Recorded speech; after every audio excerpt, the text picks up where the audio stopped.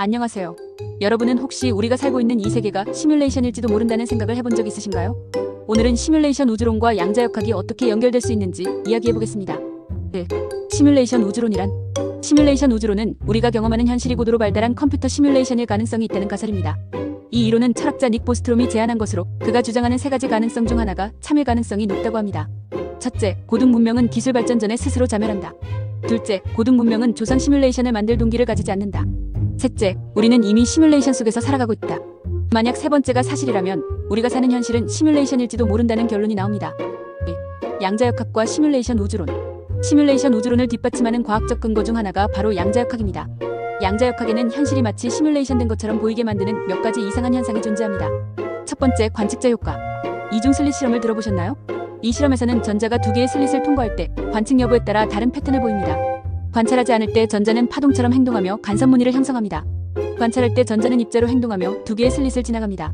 이 현상은 우리가 현실을 보는 방식에 따라 현실 자체가 변할 수 있다는 것을 의미합니다. 만약 우리가 시뮬레이션 속에 있다면 관찰이 이루어질 때만 정보가 렌더링되는 방식으로 작동할 수도 있습니다. 마치 게임에서 플레이어가 보는 화면만 고해상도로 처리되는 것처럼요. 두 번째, 양자 얽힘. 양자 얽힘이란 두 개의 입자가 서로 얽혀 있어 아무리 멀리 떨어져 있어도 하나의 상태가 결정되면 다른 하나도 즉시 결정되는 현상입니다. 이 현상은 정보를 빛보다 빠르게 전달하는 것처럼 보이기 때문에 아인슈타인은 이를 유령 같은 원거리 작용이라고 불렀죠. 만약 우리가 시뮬레이션 속에 있다면 이 현상은 시스템 내부에서 변수가 동시에 업데이트되기 때문일지도 모릅니다.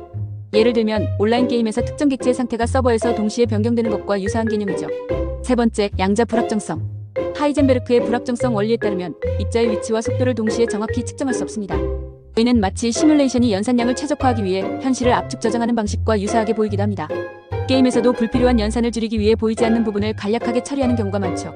3. 시뮬레이션 가설의 반론과 한계. 물론 시뮬레이션 우주론에는 반론도 많습니다. 첫째, 현실을 시뮬레이션하려면 어마어마한 연산 능력이 필요합니다. 과연 이런 거대한 시뮬레이션을 운영할 수 있는 존재가 있을까요? 둘째, 우리가 경험하는 물리 법칙은 매우 일관적입니다. 만약 시뮬레이션이라면 오류나 조작이 발생해야 하지만 아직 그런 사례는 발견되지 않았습니다.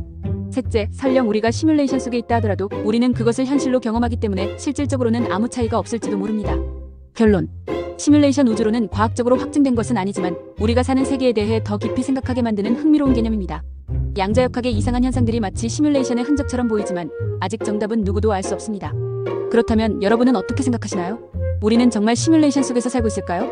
여러분의 의견을 댓글로 남겨주세요. 다음 영상에서 또 만나요.